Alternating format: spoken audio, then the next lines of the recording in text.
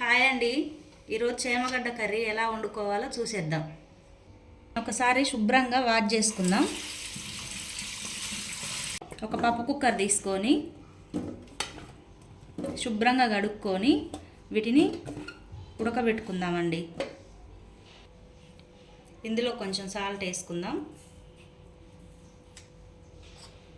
కొంచెం పసుపు వేసుకుందామండి. ఈ పసుపు వేసుకోవడం వల్ల మనము వాటి పొట్టు తీసేటప్పుడు స్కిన్ అనేది దురద రాకుండా ఉంటుంది. ఈ పసుపు కంపల్సరీ వేసుకోవాలి. ఇప్పుడు వీటిని ఒక 2 విజిల్స్ రానిద్దామండి. స్టవ్ మీద పెట్టుకొని ఒక 2 విజిల్స్ రానిచ్చి బాయిల్ అయినాక చూసుకుందాం.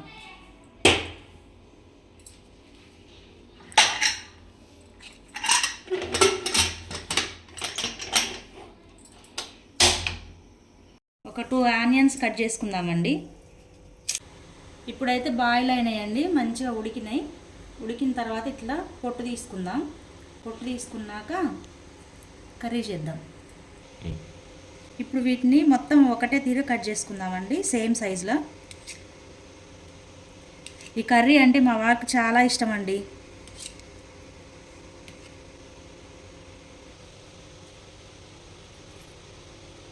కర్రీ కావాల్సినవండి: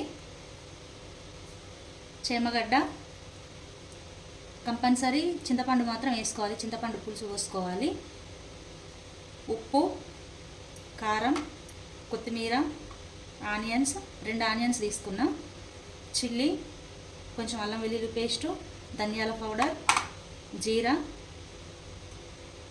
ఆవాలు, పసుపు, ఆయిల్. ఇంతవరకు మనకు కావాల్సినవి. స్టవ్ ఆన్ చేసుకుందామండి. స్టవ్ ఆన్ చేసుకున్న తర్వాత ఫస్ట్ ఆయిల్ పోసుకుందాం.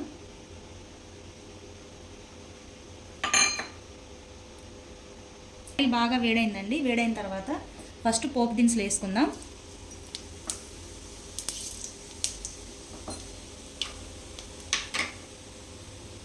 తర్వాత ఆనియన్స్ వేసుకుందాం.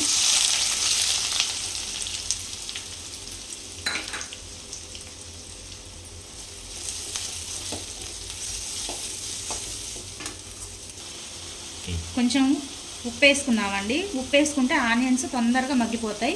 తర్వాత మళ్ళీ కొంచెం వేసుకుందాం. ఇప్పుడు మూత పెట్టుకుందామండి. ఇప్పుడు ఆనియన్స్ బాగా మగ్గిపోయినాయండి.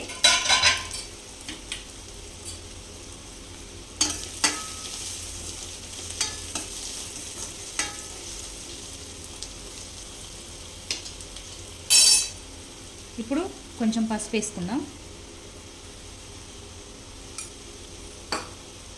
మళ్ళీ ఒకసారి కలుపుకుందాం.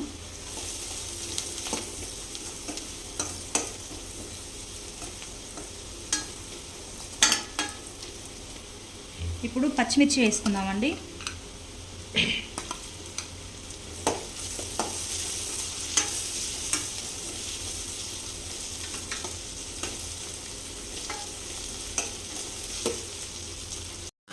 ఇప్పుడు అల్లం వెల్లుల్లి పేస్ట్ వేసుకుందామండి. ఇప్పుడు మూత పెట్టుకొని కాసేపు మగ్గనిద్దామండి.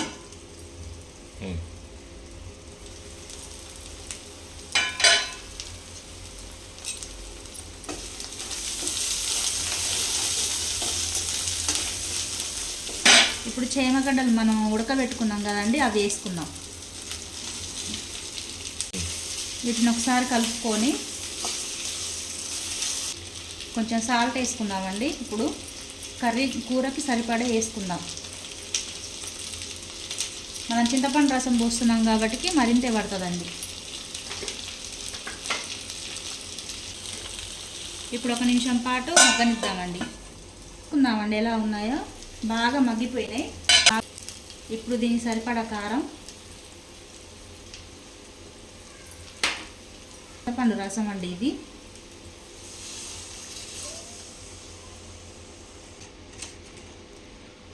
ఉప్పు, కారం మీ రుచికి తగ్గంత వేసుకోండి.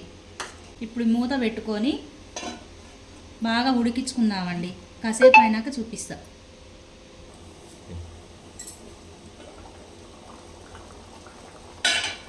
ఇప్పుడు కర్రీ దగ్గరకు వచ్చింది కదా అండి, కొత్తిమీర వేసుకుందాం.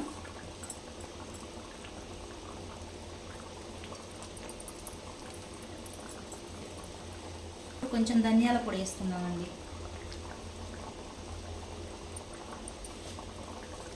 ఒకసారి కలుపుకుందాం.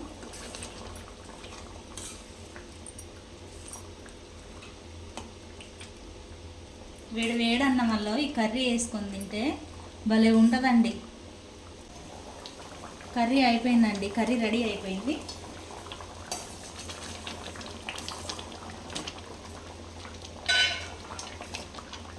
స్టవ్ బంద్ చేసుకుందామండి. ఇప్పుడు ఈ కర్రీని వేడి వేడి రైస్లోకి పెట్టుకొని తినండి, ఎంత బాగుంటుందో ఒకసారి చూసి తిని కామెంట్ చేయండి.